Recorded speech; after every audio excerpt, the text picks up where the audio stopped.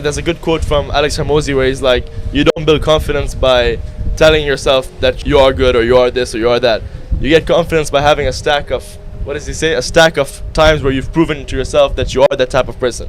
So I guess by the actions that you do daily, you're forming your identity in your mind of who you are as a person. And then it's like a reciprocal feedback loop, because the actions you do decides your identity, but your identity decides the actions you do.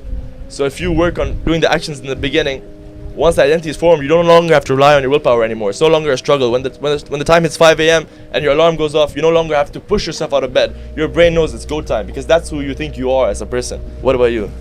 As a man thinketh, so is he. Yeah. If you think it, bro, that's the reality of your life. So if you think you're a failure, if you think you're a loser, if you think you are designed to live in a cubicle, then that will be the reality of your life.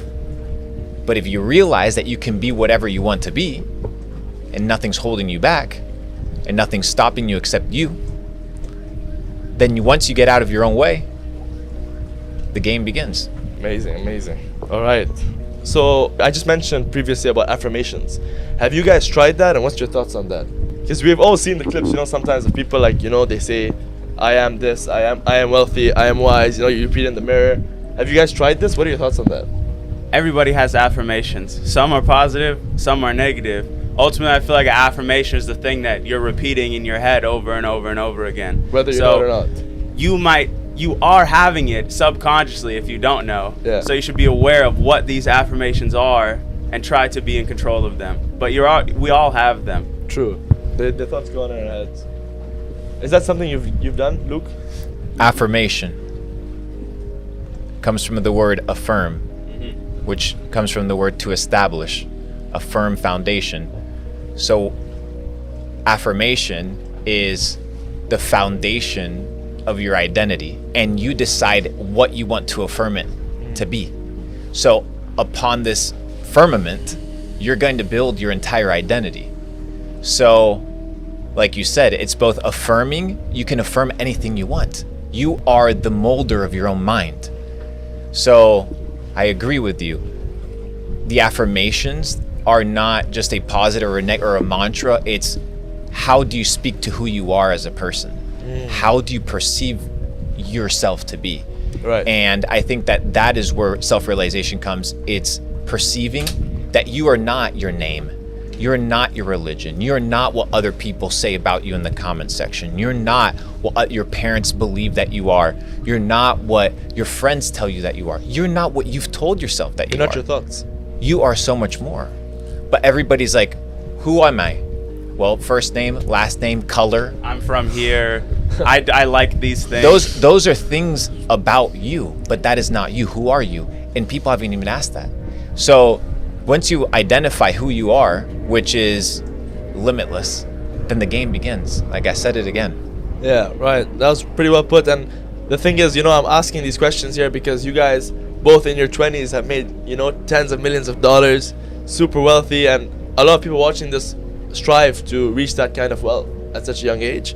So, and like you said right now, millions of people, they never analyze themselves. Mentally they're mechanical products of the factory of I actually wrote this down for this podcast because it's similar to what you're saying.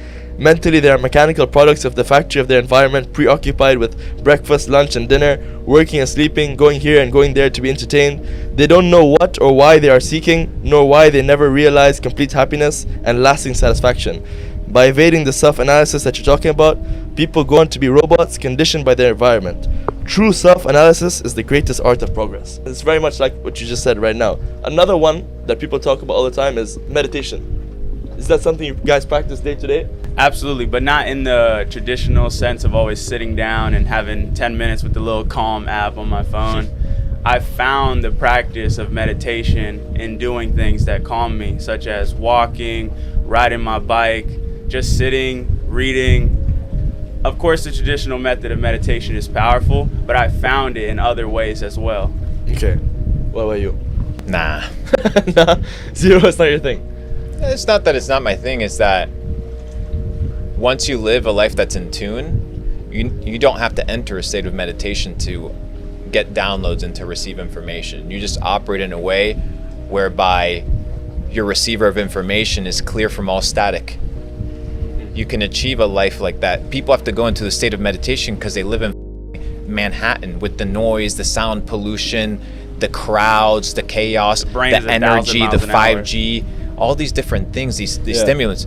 No wonder they have to literally unplug themselves fully. But when you constantly live in a state that's mindful of your environment, your energy, you don't have to enter a state of meditation. You live in it. You know, one thing I like about you, Luke, I feel like mentally, you're very composed. You know, whenever you talk, whenever even I see you off camera, on camera, you're always very calm, very balanced. I feel like you're someone who has really good control of, you know, the things that you're thinking about, good control of your feelings. Is that something that's like innate?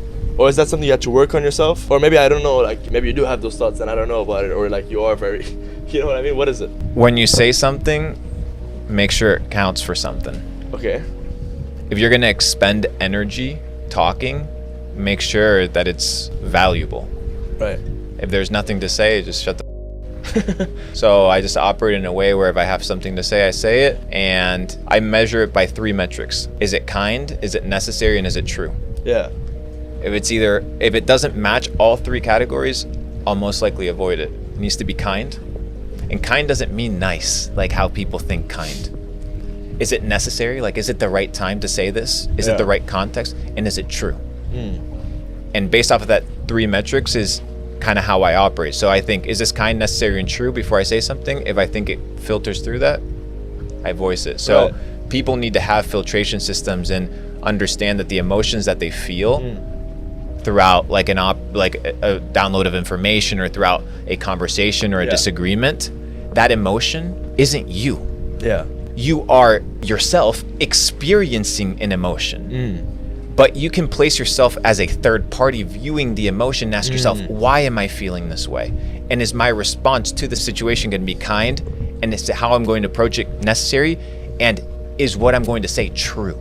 Because many times we deceive ourselves into believing that we have the right operation and mindset and that we're on the right side of the problem or the situation or the conversation. And many times we're not. So those are the metrics that I use on a mental basis. Nice. It's good that you have this kind of system in place. And like what you said, I think it's very true about like, you need to realize like when you think I am angry, it's not that you are angry, but you're experiencing anger. Not that you're engulfed by the emotion. So that's a good mindset shift. What about you? What do you think? We tend to label these things that happen to us in life as good or bad when they are just happening. Oof, and learning to accept them for what they are and not trying to change the reality of the world will bring you more peace than anything else. Jordan, have I told you the story of the Chinese farmer? Oh, I know the story of the Chinese farmer. Maybe the people don't know the story. There was a Chinese farmer. Yes.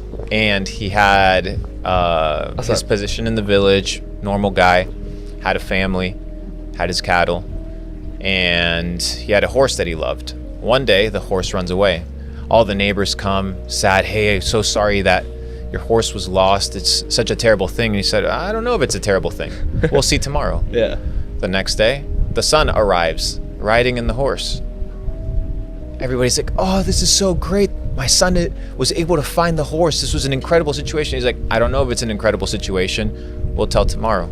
The next day, the son is riding the horse that was found. That was a blessing. And he falls and he breaks his back. Everybody comes, I'm so sorry. I can't believe this is bad luck. I can't believe you got the horse. This shouldn't have happened. I don't know if it's bad luck. We'll find out tomorrow.